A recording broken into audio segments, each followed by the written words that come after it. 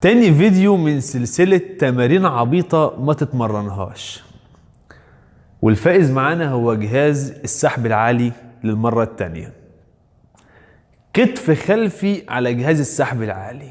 يا اخي سبت كل الزوايا وتتمرن كده وتتمرن كده زوايا كتير للكتف الخلفي ممكن تعملها، ورايح تعمل حاجة غريبة قوي.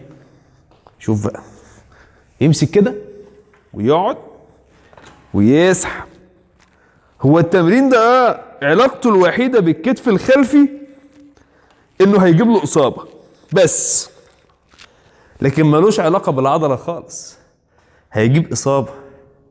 تمرين عبيطة ما تمرنهاش. منشن لصاحبك اللي غاوي تمارين عبيطة. لو شفت حد بيعملها عندي في الجيم تمارين عبيطة.